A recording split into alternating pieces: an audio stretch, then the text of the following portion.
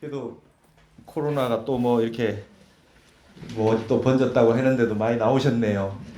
예, 그러니까 마스크 다 쓰세요. 한 분도 빠지지만 마스크 쓰시고. 그래도 우리가 미세먼지 때문에 마스크를 많이 쓰는 습관이 돼가지고, 예, 요즘 병원에 감기 환자가 없답니다. 그럴 정도로 저기 다 했고 건강하시고 잘 저기 하셔야 되겠습니다. 우리가 이제 공부할 때 공부의 3요소를 얘기합니다. 3요소 첫 번째 도사가 있어야 된다. 이끌 도자에 스승사자. 스승이 선지식 스승이 계셔야 공부가 된다는 첫 번째가 여러분 제일 중요한 것이 스승이랍니다. 이거 두 번째는 도량이라 그럽니다. 도량. 도 공부하는 장소. 세 번째가 도반이랍니다. 같이 함께 공부하는 도반. 이렇게 선의 3요소, 공부의 3요소가 도사, 도량, 도반 이렇게 세 가지를 얘기합니다. 이 얘기가 나오는 데가 어디가 나오느냐면 우리 중국의 대표적인 항시 이 선에 대해서 중국 항군에 항상 이 얘기를 하고 있는데요. 아무리 좋은 도량에서 아무리 좋은 도반들이 많아도 이 공부는 혼자 하기 어려운 공부거든요. 선지식이 있어서 잘 인도해 주는 대로 따라가지 아니하면은 공부를 제대로 할 수 없는 겁니다. 그래서 여러분들이 불법 만나기 어렵고 또 정법 만나기 어려운 거예요. 그 불법을 만나도 이렇게 정법 만나가지고 근본 공부를 한다는 건 쉬운 일이 아닙니다. 그래서 여러분들이 이렇게 좋은 도량에 오셔가지고 큰 스님 공부를 이렇게 쭉 해오셨으니까 앞으로도 이렇게 계속해서 공부를 하시면 좋겠다. 근데 이제 이렇게 도반이 또 있으시니까 힘이 나고 좋지 않습니까? 그렇죠? 이게 선의 3요소다. 오늘 이제 좀 공고를 한 가지 드리자면은요. 5월 29일부터 강의를 이제 새로 할 겁니다. 그러니까 이번 주하고 다음 주까지 해서 미륵사상 그 특강은 끝을 내고요. 그 다음에 5월 29일일 겁니다. 그 금요일부터는 고봉화상의 선요를 하겠습니다. 선요, 참선의 요체. 그러니까 우리가 이제 간화선 화두 참선하는 공부하는 데 있어가지고 가장 핵심되는 경전 조사오록이라고 하면 우리 강원의 스님들이 1학년 때 이제 치문반이고요. 2학년 때 되면 사집반이에요. 네 가지를 배워요. 선요, 그다음에 서장, 도서, 절요. 이게 이제 선에 관한 가장 중요한 네 가지 텍스트입니다. 스님들도 그 중에서 제일 중요한 걸 두 개를 뽑아라 그러면 대종고 스님의 서장과 고봉 원묘 화상의 선요입니다. 이 두 가지예요. 근데 대종고 스님의 서장은 여기서 책 서자는 편지라는 뜻입니다. 그러니까 그때 당시에 남송 시절에 주자가 대종고 스님의 서장을 읽었다는 거예요. 그러니까 남송 시대입니다. 그러니까 주자의 성리학의 시작이라고 하는 남송의 주자의 스승이 세 분 있었는데 그분들이 대종고 스님의 제자였어요. 그러니까 그 주자도 그 과거 시험 보는 나이에 10대 때 대종고 스님의 서장이 항상 걸망이 있었다. 이렇게 기록이 남아 있어요. 그럴 정도로 대종고 스님의 서장은 당시에 참선하려고 하는 분들이 누구나 다 관심을 갖고 보는 책이었고요. 편지로 되어 있습니다. 선비들이 공부 많이 한 이제 벼슬도 높고 한 선비들이 공부를 이렇게 어떻게 했으면 좋겠습니까? 편지로 답해 주신 거. 그게 이제 서장이에요. 그래서 거기는 화두를 들고 어떻게 참선을 할 거냐라고 하는 가장 중요한 첫 번째 대종고 스님이 간화선을 시작했다시피 하니까 그 전에도 물론 있었는데 이론적으로 확립한 분이 대종고 스님입니다. 그 내용이 편지니까 내용이 좀 많겠죠. 근데 좀 시절이 조금 지나가지고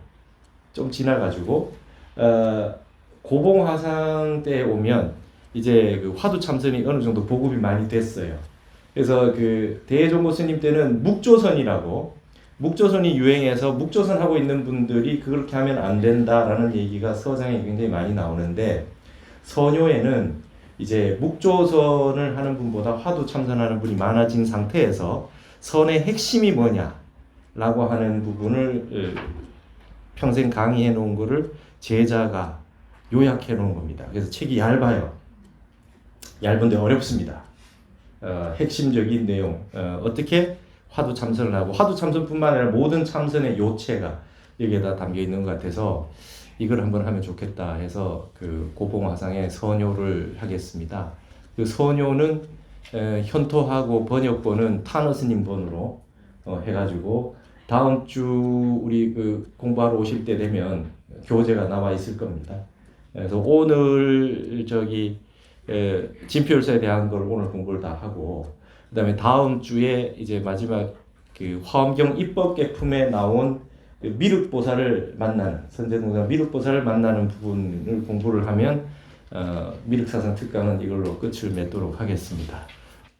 아무래도 좀 제가 이거를 강의를 하려고 하는 목적은, 아무래도 제가 여기서 그 강의를 많이 여러 가지를 했지만, 그래도 한국 불교의 핵심은 우리가 선불교고, 그다음에 가나선이라고 하는 그 수행법이 800년을 이어져 왔는데 핵심이 뭔지, 어떻게 화두를 들라고 하는 건지, 그다음에 화두를 들 때 현상이 어떤 현상이 일어나는 건지, 그다음에 공부하는 자세는 어떠해야 하는지 라고 하는 거에 대해서 우리 선대의 모든 큰 스님들, 역대 조사 스님들이, 중국과 한국의 모든 조사 스님들이 이 서녀와 서장은 안 보신 분이 없다 이거예요. 그걸 한번 보자.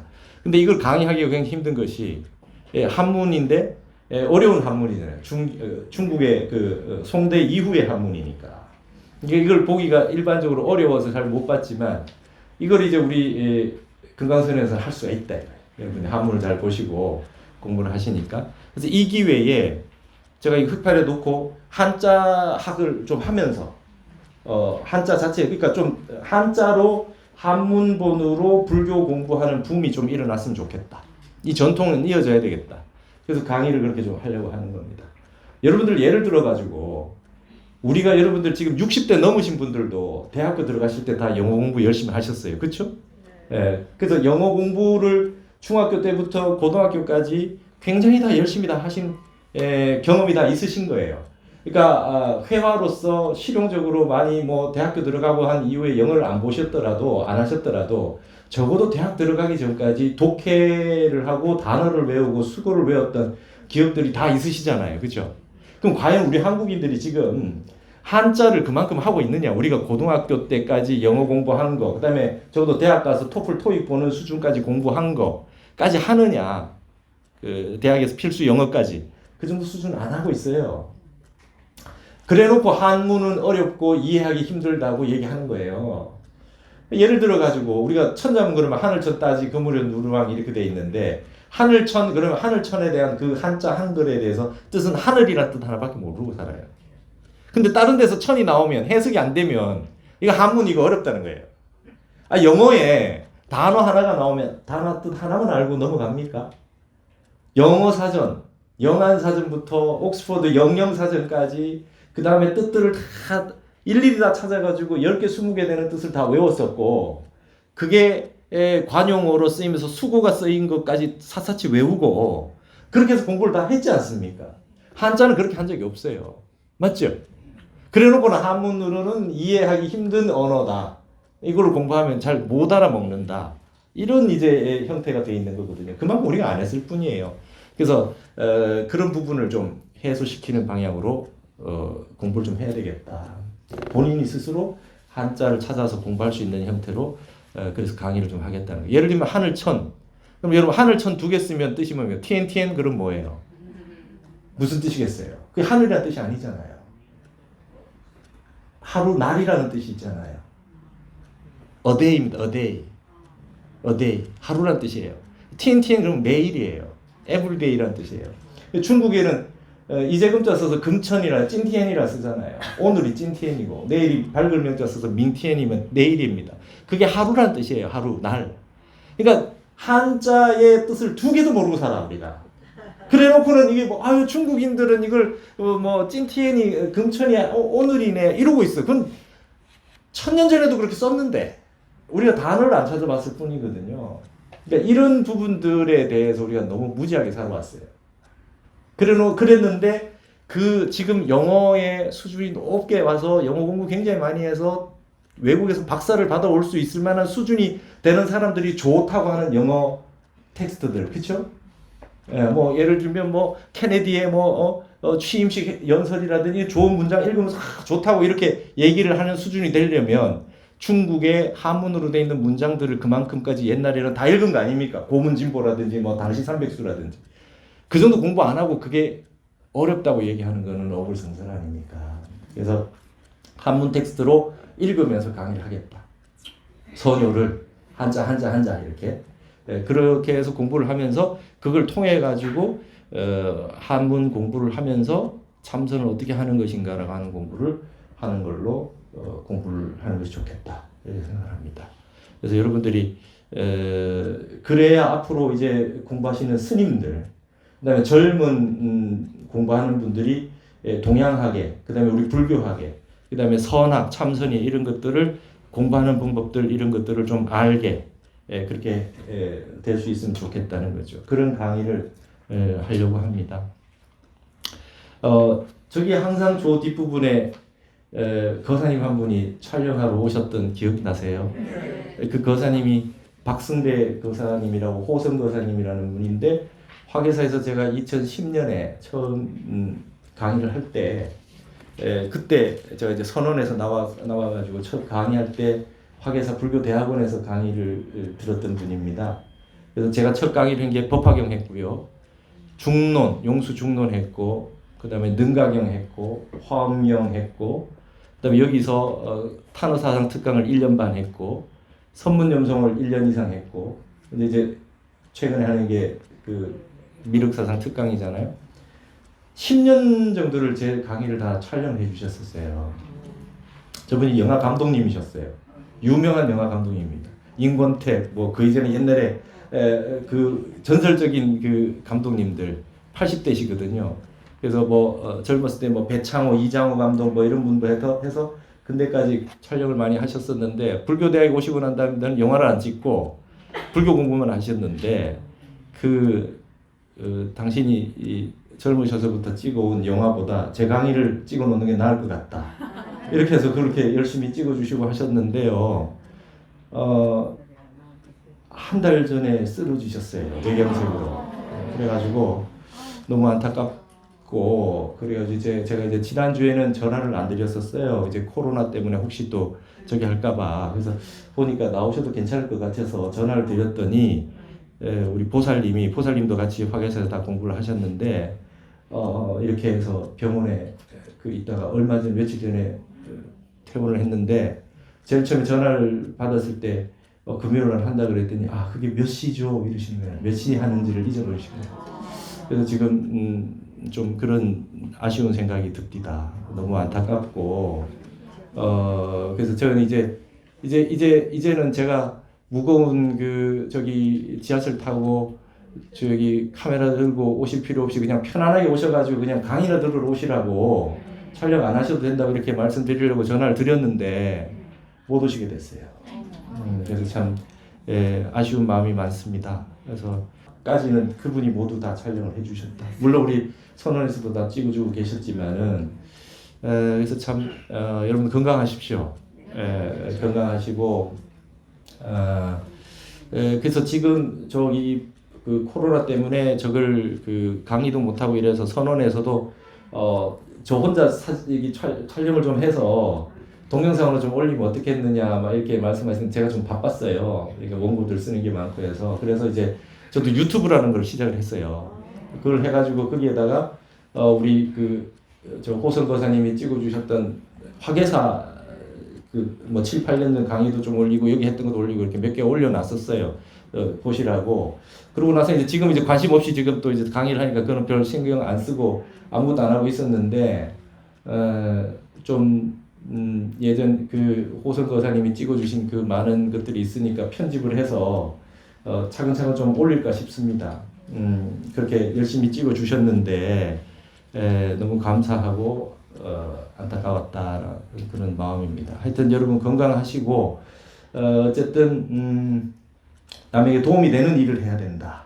우리가 불교 공부를 해서 이 부처님 거룩한 법을 만났으니까 이 공부를 열심히 해서 법을 많이 여러분 많은 분들에게 나눠드릴 수 있도록 그렇게 하셨으면 좋겠다 하는 겁니다. 그래서 여러분 제가 이제 그 예전에 촬영했던 뭐 화개사에 했던 거 그동안 했던 것들을 좀 순서대로 올릴 테니까 그걸 많이 보십시오.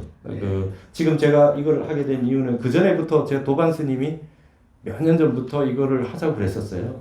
벌써 유튜브도 만들고 이랬었어요. 근데 제가 하지 말자 그랬어요. 얼굴을 막 나가고 이런 게 별로 안 좋고 해서. 근데 지금 그 전염병 있고 이런 걸 하다 보니까 이렇게 오프라인이라고 그러죠. 현장에서 이게 만나는 것이 계속 지속이 안 될 가능성이 굉장히 많습니다. 지금 이게 그 4, 5년마다 평균 4, 5년마다 한 번씩 이렇게 질병이 생기잖아요. 그럼 앞으로도 계속 이렇게 될 가능성이 많고 그러고 이제 대체적으로 백신이 생기지 않는 한 이건 뭐 완전히 종식되기는 힘들지 않을까 싶어요. 그렇죠? 그리고 또 변종이 생기고 그렇기 때문에 우리가 좀 대비를 해서 이제 동영상이나 그다음에 그 인터넷 법회 뭐 이런 것들도 포교 차원으로 적극적으로 개발을 해서 여러분들이 항상 공부하실 수 있는 형태를 할 수 있어야 되겠다 이런 생각이 좀 듭니다. 그래서 제가 이걸 해보니까 지금 동국대학에서는 화상 강의를 했어요. 동국대 그동안 강의를 했는데 화상에서 그냥 제 방에서 저기 다 들어와서 강의를 하고 발표를 하고 강의를 하고 이렇게 했어요. 근데 해보니까 더 편한 것 같아요. 이제 몇 번 하니까 이제 적응이 돼서 더 편한데 이제 오늘 저 동국대 강의를 갑니다. 거기도 이제 이렇게 이제 대면으로 만나기 시작하는 첫날이에요, 오늘이. 근데 오히려 그게 더 편하기도 하다는 생각이 들었어요. 그리고 뭐 이렇게 격식 없이 빨리 그냥 핵심만 요약해서 강의하는 것도 가능해요. 그래서 앞으로는 그런 것들을 좀 할 수 있지 않은가. 제가 50년 동안 정말 다른 일은 하나도 안 하고 공부만 했어요. 직장을 가져본 적이 없어요. 출가 전에도. 그러니까 뭐 동양에 수도 없이 많은 경이나 시나 뭐 이런 걸 공부가 굉장히 많습니다. 그래서 제가 해보니까 나중에 이제 시간이 되면 지금 무비스님이 그거 하세요? 아십니까? 무비스님 앞에 카메라 놓고 혼자서 강의하시는 거 한 15분 뭐 이런 식으로 합니다. 하신다고. 그래서 저도 이제 나중에 되면 그런 걸 할 수 있을 것 같아요. 제 방에서. 그래서 이제 그 실시간으로 할 수가 있습니다. 그래서 구독자 1000명이 돼야 실시간으로 할 수 있대요. 그러니까 빨리 만들어 주세요. 그래가지고 실시간에 제가 그 방에서 뭐 이렇게 글 쓰고 뭐 번역하고 뭐 책 쓰고 하다가 뭐 하나가 되면 오늘은 뭐에 대해서 이제 하겠다. 그래서 그 하면은 그냥 방에서 여러분이 보시면 되거든요. 그런 식으로 할 수 있는 형태가 지금 돼 있더라는 거예요. 그렇게 해서 예를 들면 제가 갑자기 어디 산에 공부하러 갔다. 근데 터가 명당이더라. 그럼 켜서 여기 터가 좋습니다. 여기 가서 공부 나중에 한번 하십시오. 그렇게 해드리면 여러분이 가서 나중에 하면 되잖아요. 제가 같이 차를 10대씩 성지순례를 같이 가고 그렇게 안 해도 되지 않습니까? 이제 그런 형태로 활용을 충분히 할 수 있겠더라. 이제 그런 생각을 좀 제가 했어요. 제가 여러분 예전에 그랬죠. 타너스님 연구를 해보면 지금 앞으로 지진이라든지 자연재해 같은 게 굉장히 많을 거다. 그렇다면 우리가 불법을 절을 지키는 것 이외에 천년고찰은 우리가 아주 사수해서 지켜야 합니다. 도량들을. 그러나 우후죽순으로 포교당만 많이 만든다고 될 일은 아니라는 생각이 들어요. 이런 IT의 최강국인 우리 한국에서 이런 걸 활용해서 젊은이들까지 전 세계 다른 공부하고 싶은 불법을 만나서 공부하고 싶은 분들에게 뭔가 현대에 맞는 포교, 저는 사람들 아주 불교에 대해서 절하는 것도 모르는 상태에서도 불교를 공부할 수 있는 상황이 와 있지 않습니까? 그래서 그걸 공부를 함으로 인해 가지고 절에도 오게 되고 인연도 맺게 되고 그 사람들끼리 이제 공부같이 같이 하는 모임도 형성되고 이렇게 포교가 될 수 있겠다. 이젠 이걸 적극적으로 해야 되겠다는 생각이 듭니다. 그래서 제가 말씀드렸듯이 이 생에 크게 도량을 열어서 기와 올리는 불사는 저는 아마 안 할 것 같은 생각이 듭니다. 최대한 사람들에게 곳곳에 법을 전할 수 있는 많은 도량들은 이미 갖춰져 있다. 그렇죠?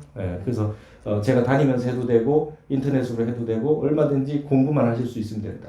그 다음 중요한 것은 가장 아까 말씀드렸듯이 그 스승이 있어야 되고 도량이 있어야 된다 그랬죠. 좋은 도량은 우리가 절대로 놓치면 안 된다. 유지를 해서 거기에서 댁에서 항시 공부를 하시다가도 좋은 도량에 가서 반드시 자연을 벗삼아서 공부를 해보셔야 된다. 그런 우리 천년 도량들이 많이 있기 때문에 거기 가서 정진을 하셔서 했으면 좋겠다. 그런 얘기를 드립니다. 그래서 여러분들이 이렇게 모였다가 또 흩어져서는 댁에 가서도 공부하실 수 있고 뭐든지 이렇게 할 수 있는 그런 형태로 앞으로 포교의 역량이나 방향이 그쪽으로도 많이 저기 돼야 되겠다 이런 생각을 합니다. 우리 거사님 때문에 내가 이제 이런 말씀도 드렸고 그랬습니다. 자, 오늘 이제 지난번에 이제 160쪽입니다. 지난주에 우리가 그 삼국유사에 진표율사에 관한 그 내용이 이제 세 편이 있는데 첫 편은 먼저 봤습니다. 그렇죠? 진표전간이라고 진표율사가 미륵보살에게 간자를 받았다. 점찰경과 간자를 받았다. 그 앞에 지장보살에게는 계율을 받았다. 그렇죠? 그래서 이제 그 두 편이 마지막 남은 두 편이 세 편 가운데 진표전간 외에 관동 풍압 발현 수석기라는 거 하고 심지개조라고 하는 편이 오늘 볼 두 편입니다. 그래서 삼국유사의 개인 한 분의 스님이 이렇게 세 번 등장하는 경우가 좀 드뭅니다. 자장율사가 많이 나와요. 자장율사가 오대산에 관련돼 가지고 자장율사가 많이 나오고 그다음에 진표율사가 이렇게 많이 나옵니다. 그래서 이 두 번째의 이 글은 말이죠.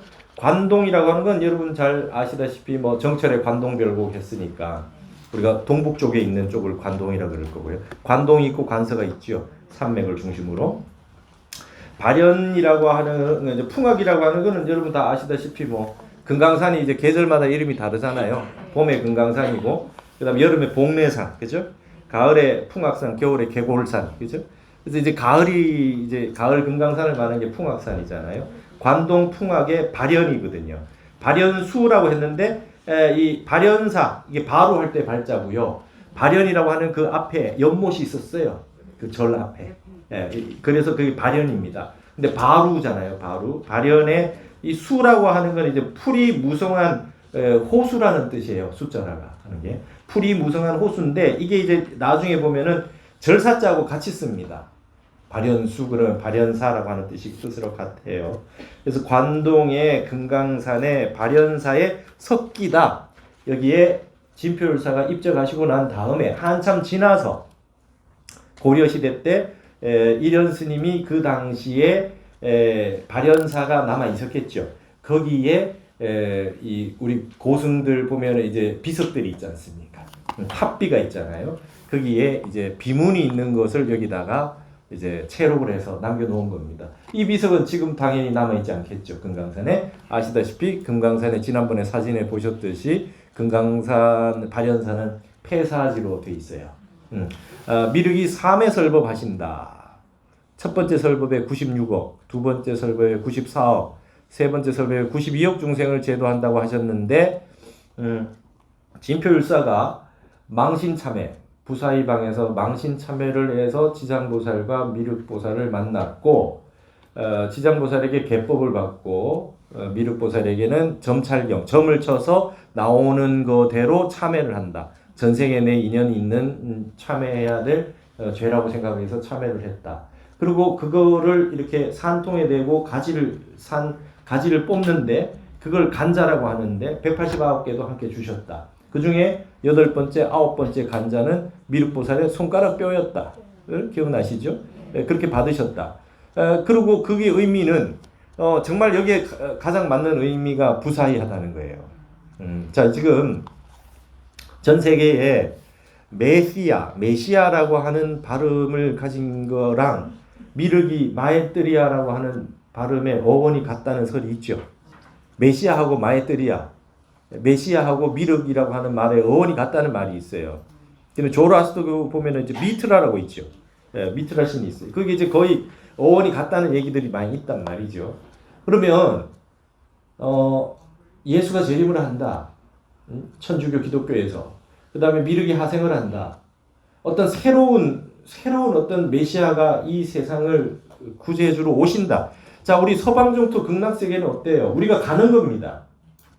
아미타불께서 서방종토 극락세계에서 우리를 기다리고 계신 거지 이리로 오시는 건 아니거든요. 그러니까 오시는 분은 이제 파견 나와 있는 분이 관세음보살님이 파견을 일단 출장 나와 있으신 거죠.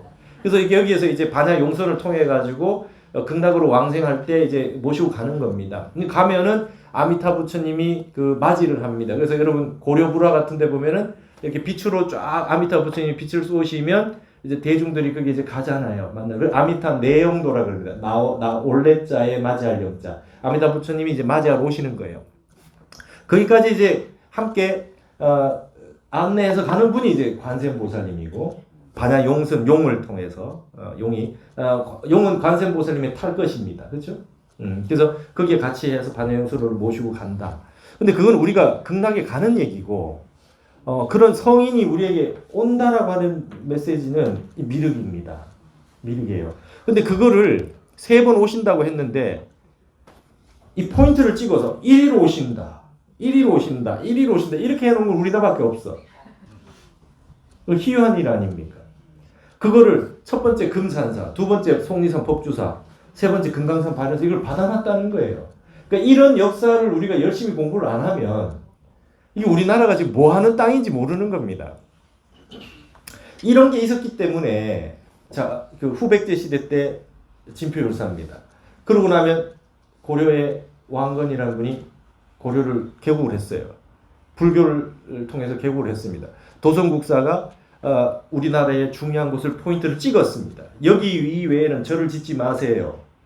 이 자리들은 핵심 자리니까. 여러분 몸에 침을 맞을 때 핵심 자리에 혈자리에 침을 놓지 않습니까? 아무데나 막 놔놓으면 오히려 안 좋으니까 도성국사가 정확하게 국토를 다니시면서 다 자리를 잡아줘서 여기에 절을 짓게 하고 많은 곳에 미륵에 석불을 세우고 그러고 난 다음에 국가는 전체적으로 불교에 입각해서 그렇죠? 고려시대 가장 컸던 행사는 연등의 팔관회. 지금 우리가 연등 그 축제하는 그게 그 신라 시대 때부터 있었던 건데 고려 시대 때는 가장 큰 행사가 연등회였어요. 어느 이 그 민속의 우리 그 저기보다도 가장 컸던 게 연등회였다. 연등회 팔관회였다는 거예요. 그렇게 해서 불교 국가를 이루어서 나가는데 고려 왕건이 비전이 뭐가 있겠습니까? 우리 땅으로 미륵이 오실 수 있다라고 하는 거죠. 그 비전을 가지고 국가를 건립을 해 나간 겁니다. 지난번에 미륵 상생경, 하생경, 성불경에 보셨듯이 미륵이 오시기 전에 전륜성왕이 오셔가지고 준비를 다 해놓는다는 거 아니에요. 왕건 역시 고려태조 왕건 역시 그에 입각해서 전륜성왕이 되려고자 했던 거죠. 그래서 고려 왕건 때에 창건된 절들도 많았고 그때에서 나온 이제 그 많은 미륵 석불들이 생겨납니다. 그래서 이제 대표적인 게 관촉서 은진미륵 같은 거. 그 다음에 그래서 만들어진 우리 고려시대 때 최고의 가치 있는 저기 고려불화예요. 아시죠? 고려불화 같은 게 이제 고려인만 그릴 수 있었던 불화. 전 세계에 아무도 이렇게 그린 나라가 없어요. 조선도 못 그렸습니다. 고려불화. 여러분 고려불화가 한 160여 점 남아 있어요. 전 세계에. 그 중에 80%가 일본에 있어요. 일본에. 이건 둘둘둘 두루마리로 마르면 되니까 다 가져갔어요.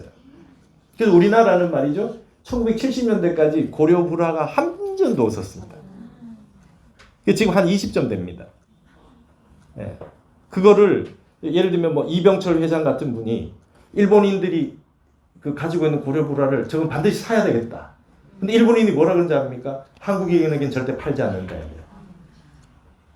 그래서 그걸 가지고 거금을 들여서 사고 그 다음에 해서 이렇게 하는 형태로 지금 한 20점 있는 겁니다. 미국의 예를 들면 메트로폴리탄 박물관 같은 데에 고려불화가 몇 점 있어요. 미국에 한 열 몇 점 있어요. 그거 전부 20세기 초에 일본에서 다 사간 겁니다. 예. 그러니까 우리가 최고의 불교 문화 같은 거, 고려자기 같은 거, 고려대장경 같은 거 이런 것들 세계 최고다 이거죠. 예, 세계 최고예요. 그런 고려불화를 만들고 고려대장경을 만들고 할 수 있었던 역량이 얼마나 대단한 거냐, 우리 땅으로 미륵이 오신다는 비전이 있었기 때문이에요.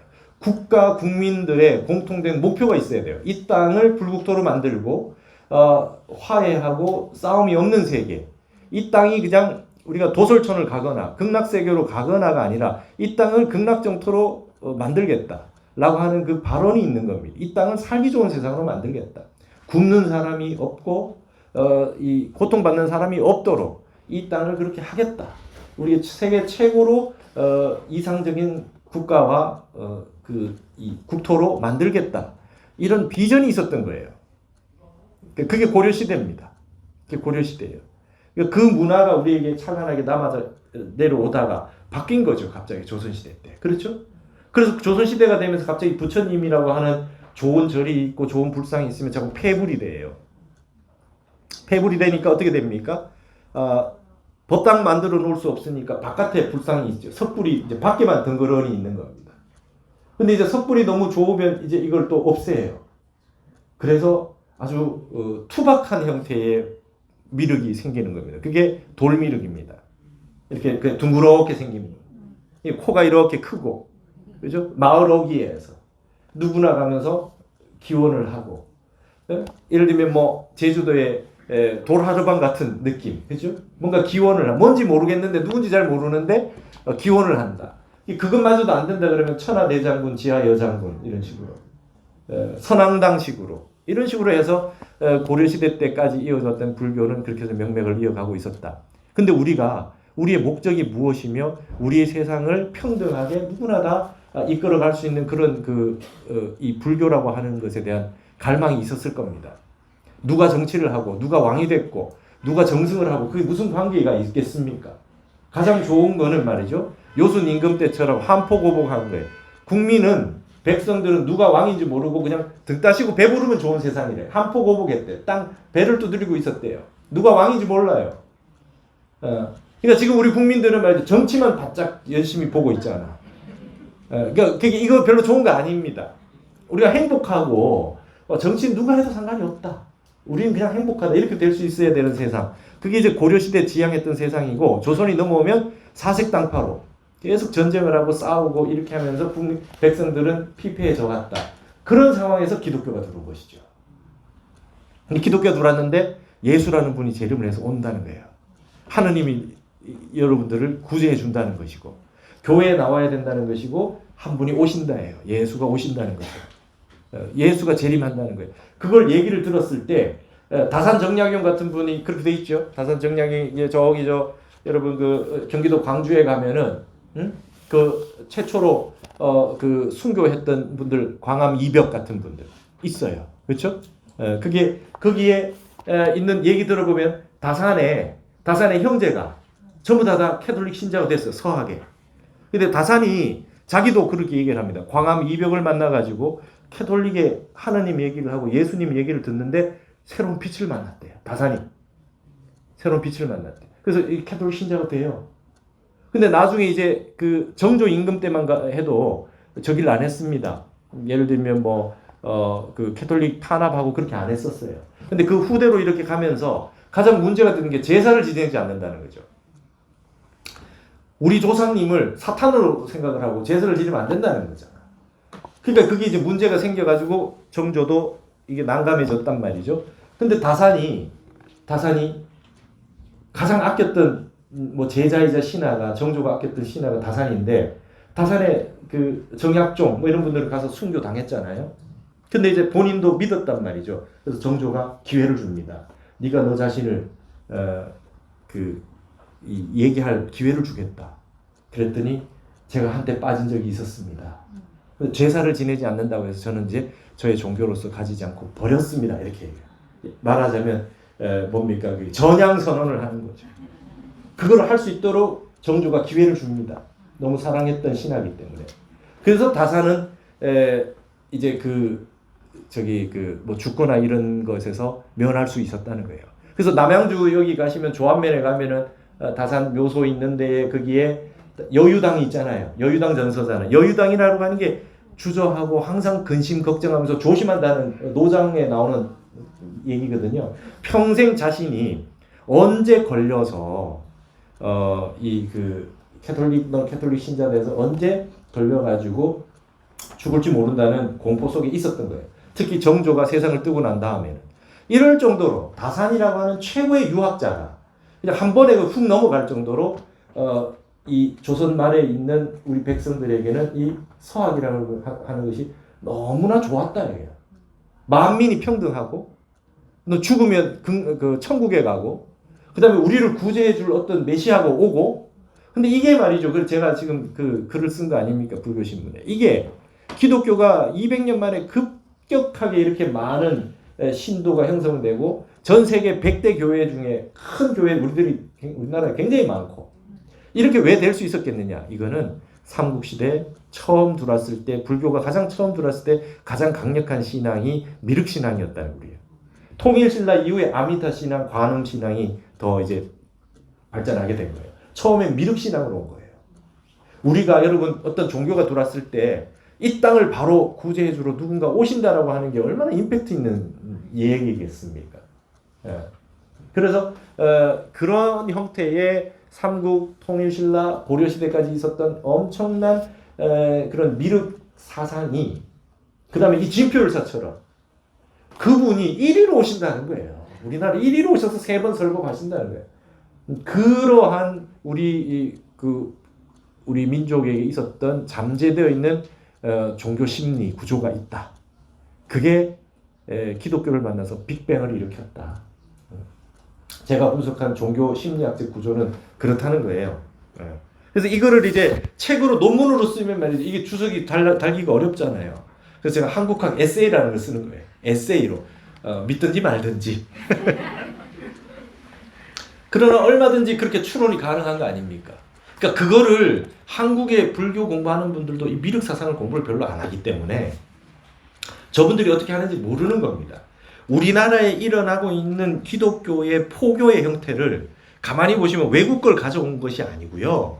가만히 내용을 보시면 우리 미륵 신앙에 있었던 걸 다 써먹고 있는 거예요. 다 써먹고 있다고 봐야 돼요. 예. 얼마나 깊숙이 들어간지 모릅니다. 우리 미륵 신앙이라고 하는 것이.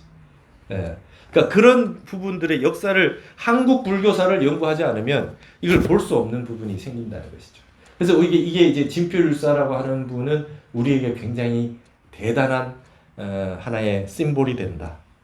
한국인이 왜 이렇게 종교에 어떻게 보면 광신도 같이 보일 수 있는 부분이 있어요. 그렇죠? 한국이 왜 이렇게 종교에 집착하고 쉽게 잘 빠져들고 뭐를 하면 이렇게 종교적인 믿음이라고 하는 게 좀 절대적인 믿음이라는 표현으로 안 좋게 쓸 때 쓰지 않습니까? 뭘 할 때 맹신한다 이거죠. 맹신한다. 뭐가 하나 들어오면 맹신한다. 뭐 이런 형태의 존재했던 가장 근원이 가장 좋았던 근원이 미륵 사상이에요. 인도에 가면 미륵 사상이 없어요. 지금 맞죠?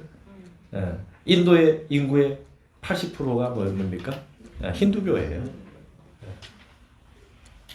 불교 신자 5% 안 됩니다. 중국도 말이죠. 어떻게 됐어요? 1911년에 신의 혁명이 일어나면서 왕정이 없어졌습니다. 그리고 1949년에 모택동이 중화인민공화국을 설립했어요. 사회주의 국가입니다. 그죠? 공산당 일당 독재죠. 그래서 공산당의 이 사회주의 이루어내려면 종교는 아편이잖아요. 그래서 그게 사상이 끊어졌죠. 불교가 끊어졌습니다. 그러니까 그게 안 이어지고 있었던 거죠. 그럼 그 사람들은 어떻게 했습니까? 그들이 가지고 있는 본래의 불교 신앙을 뭘로 돌렸겠어요? 사회주의 이념으로 돌린 거죠. 사회주의 이념으로 돌린 겁니다. 그래서 이런 형태의 이 세상 사람들의 어떤 우리 심리 구조가 분명히 존재하고 있다. 이런 걸 여러분들 좀 이해를 하셔야 되겠다. 그 다음에 그런 부분에서 이 진표율사라는 분은 전 세계 불교사에도 아주 드문 분이다. 인도에도 이런 분이 없고, 그 다음에 중국에도 이런 분이 없고, 이게 없다 이거죠. 일본에도 없고, 그러니까 아주 희유한 형태를 우리 불교사에서 가지고 있다.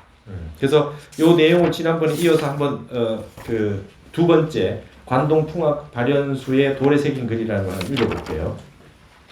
이 기록은 바로 절 주지인 영잠이 지은 것이며, 이게 이제 발현사 주지겠죠. 승안 4년 기미 1199년에 비석을 세웠다. 그 1199년이니까 진표율사가 벌써 뭐 700년대 뿐이니까 몇백 년 지나서 이제 비석을 세웠기 때문에 여기는 100% 아주 신뢰할 수는 없는 부분도 있다고 볼 수 있어요. 앞에 내용과 다른 부분이 있을 수 있어요. 진표율사는 전주 벽골군 도산하촌, 지난번에 망경현이라 그랬잖아요, 그죠? 도산하촌 같은 말입니다. 대정리 사람이다. 나이 12살이 되어 출가의 뜻을 두니 아버지가 이를 허락하였다. 율사는 금산수, 여기에 수라고 하는 게 절사자와 같다 그랬죠. 금산수, 금산사 순제법사에게 가서 중이 되었다. 순제는 삼위계법을 주고 공양 차제비법 한 권과 전찰선업 업보경 두 권을 전하며 가르쳐 말하기를 너는 이 계법을 가지고 미륵과 지장 두 보살 앞에서 간절히 구하고 참회해서 친히 계법을 받아 세상에 널리 전하라고 하였다. 근데 이게 과연 그랬는가? 이게 그 순제 법사라고 하는 스승에게 이게 배워서 이렇게 했는가? 근데 그 앞에는 어땠습니까? 오대산에 가서 5개를 받았다고 하니까 그 스승에게 어떻게 하면 그렇게 하면 됩니까? 그랬더니 뭐라 그랬어요? 1년을 지극히 하면 될 것이다 이렇게 했지. 그 스승은 문수보살을 만나고 왔잖아요. 근데 이제 지장보살과 미륵보살 이렇게 하면 만나게 될 것이다. 이런 것까지 얘기를 해줬겠느냐. 이게 이제 후대의 기록이니까. 그래서 계법을 받아서 전하라. 그러니까 이게 지금 제가 볼 때도 지장보살을 만나려는 데 뜻이 별로 없었고 미륵을 만나기로 했는데 지장이 나타나셔서 이제 본인은 이제 미륵을 만나는 것이 목표입니다. 이렇게 더 망신참회를 했다고 보는 측면이 조금 더 맞지 않겠나? 뭐 잘 모르긴 해도 그래서 스승이 지장보살, 미륵보살 두 분을 다 친견해라 이렇게 얘기한 건 좀 뒤에 있는 역사를 가지고 만들어낸 말이 아니겠느냐 이런 좀 추정이 가능합니다. 비석이 있는 말이기 때문에 근데 모르죠. 이랬을런지는 알 수는 없죠. 근데 이렇게 됐다.